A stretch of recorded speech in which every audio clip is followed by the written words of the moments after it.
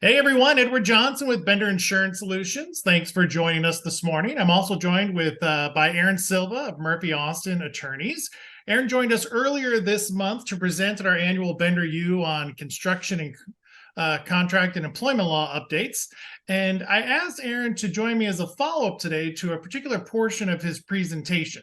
Aaron, thanks for joining us this morning.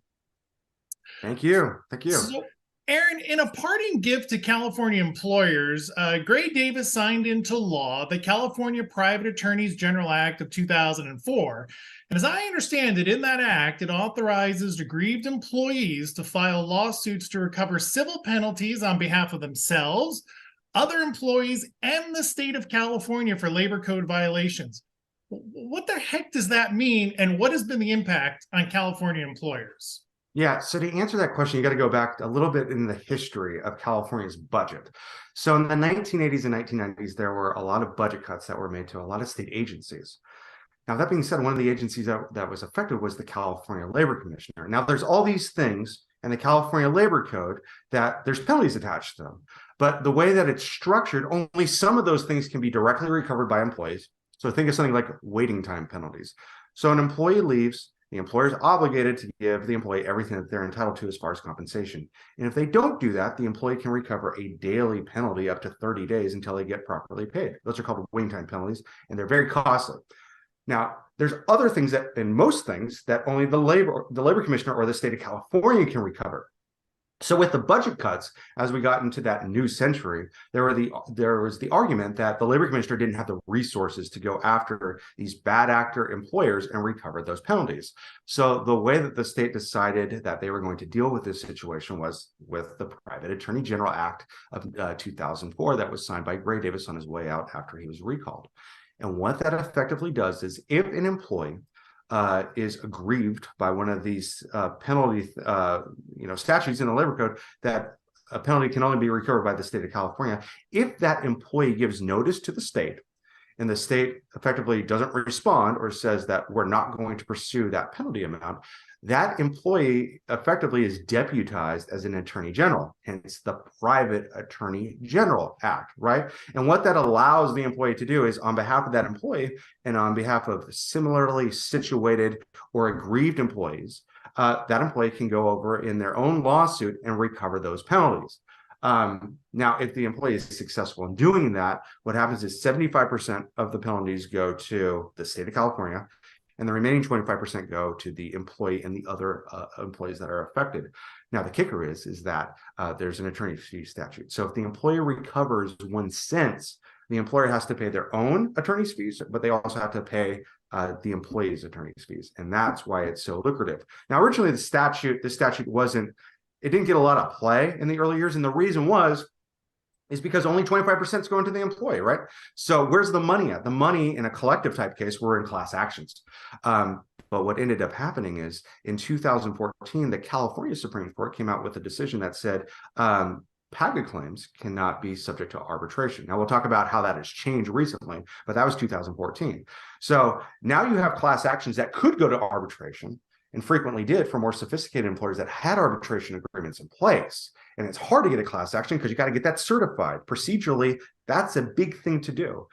Well, now you got PAGA. It isn't necessarily going to be compelled to arbitration. You don't have to get it certified like a class action, and it's collective, right? And there's lots of money involved. Wow. That's why it became so popular after 2014. And we've seen since 2004 an increase. I mean, I've seen varying numbers, but like 1,000% increase in the amount of PAGA claims that have been filed since 2004. I see roughly, again, notice has to go to the state first, right? So the state, I've seen numbers anywhere from 4,000 to 7,000 letters per year that the state is getting about PAGA claims. And the state almost never litigates these things. And there's substantial money at stake. I mean, we're talking about, these are things like pay stub violations. So maybe you don't have the employer name on the pay stub, or maybe an employee ID number isn't on the pay stub. That's what you're getting with PAGA. And I mean, the base fines or penalties are $100 per employee per pay period, and then $200 subsequent. Now, that may not sound like a lot of money, but you can stack them, right? So if you have more than one penalty or one violation per pay period, now it's $100, but $200 for that same employee per period, and it gets stacked and stacked and stacked. And what you end up hearing is about these lawsuits for relatively minor violations, pay stub violations, right? Where it's hundreds of thousands of dollars where they're being settled for, or sometimes millions. There was one case involving, I think it was Uber, where it's misclassification, independent contractor status, tips are not being properly provided, and there's also problems with just time tracking and things along those lines. The state of California did a brief to the appellate court about what the potential penalties were in that case, PAGA penalties. It was over $1 billion. So this is an incredible amount of money. And it quite frankly, this is where the action is in wage and hour. It's PAGA claims. Wow. So now in your presentation, you had mentioned how union employers can potentially negotiate these types of issues out of their agreements with the unions. Can you expand on that a little bit? Yes. So this is for construction industry employers that are unionized and have a collective bargaining agreement.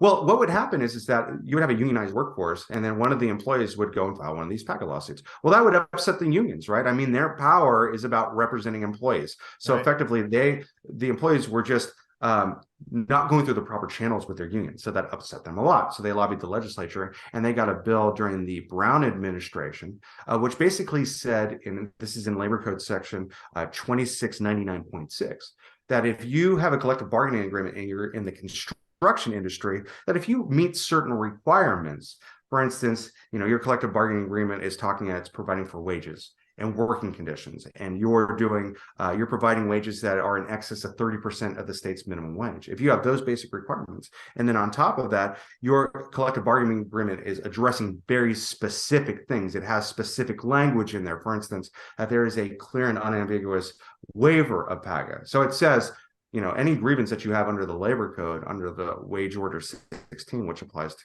the construction industry, or PAGA, all of those claims need to be processed through the normal arbitration and grievance procedures and binding grievance and arbitration procedures of the collective bargaining agreement. So there's very specific requirements. And what I'm seeing with my construction clients is, unfortunately, some of them don't have that language in there.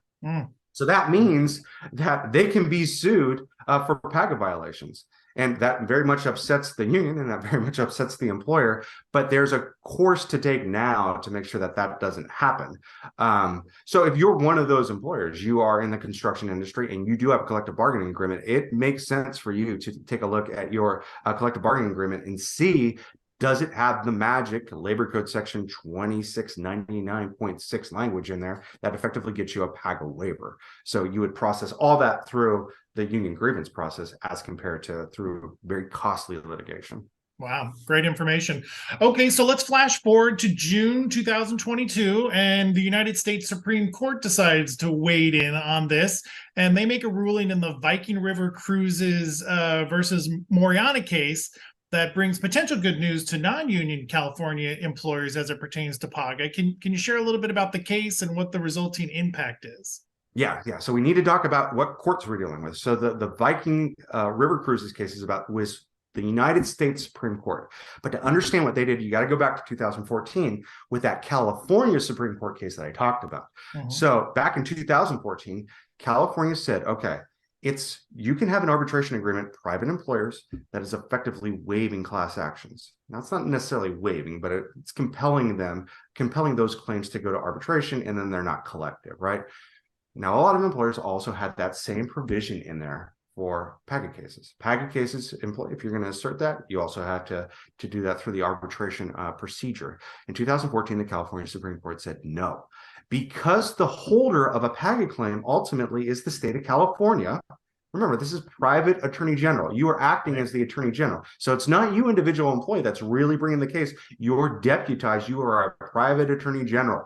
It is the state of California that holds that right to assert that sort of claim. So employee, you can sign an arbitration agreement, but ultimately, unless the state of California is signing that arbitration agreement, no, that's not going to arbitration. And that was how it was for years and years and years. And then ultimately, we got several challenges, and finally, the United States Supreme Court chimed in last year.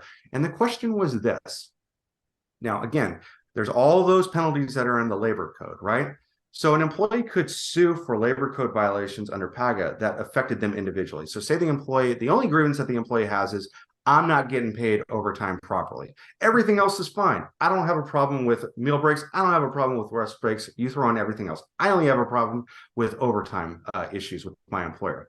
So you would say that that employee's individual PAGA claims were just about overtime, right? Well, we got a decision several years ago that said not only can the employee in this sorts of situations sue for their individual PAGA claims, but they can also sue for claims that don't necessarily directly affect them. So, for instance, in the scenario that I gave you, the employee could also sue in their or seek to recover in their PAGA lawsuit for meal periods or rest periods that were not provided, right? Even though they didn't suffer that harm themselves. Those are called representative claims. So here's what the U.S. Supreme Court said. We're going to analyze this under federal law because federal law can preempt state law. And basically what they said is that for individual claims, the claims that affect employees individually, those can be compelled to arbitration under a properly drafted arbitration agreement. But for representative claims, that's the question that's still up in the air. So the United States Supreme Court said individual claims, they can be compelled to arbitration under certain circumstances. What do you do with the remaining representative claims? The claims that the employee isn't directly tied to. The Supreme Court suggested that they could be dismissed. But ultimately, there was a concurring opinion, I believe, that was a part of that decision that said, really, it's up for the state of California to decide what happens in that situation, what happens to those representative claims. And currently, the California Supreme Court, in several cases, so that's the California State Court, the state Supreme Court, is going to decide that issue.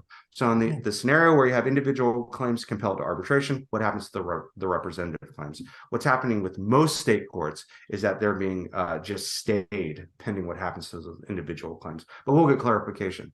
But the great news is that because these individual claims can be compelled to arbitration, employers should have an arbitration agreement in place that actually says that, because that can take a lot of wind out of the sails of plaintiffs' attorneys that are seeking to assert PAGA claims, because now you got to go through the arbitration process, and that could take years and years and years. Wow. And once you get through that process about the individual claims, now potentially you can talk about the representative claims, but that is years away. Right. So potentially there's years before you can litigate that and get a lot of money out of the representative claims. So takeaway, if you're an employer and you don't have an arbitration agreement, you should seriously think about getting one. So.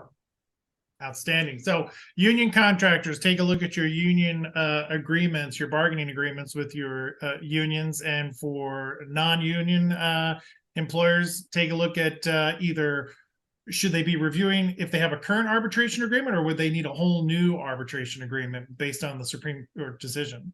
If you have, it is a good idea just to review it anyways, because the landscape of arbitration agreements constantly changes. I believe it was just a few weeks ago, there was this law, AB 51, I believe, that came into place several years ago that said that employers could not have mandatory arbitration.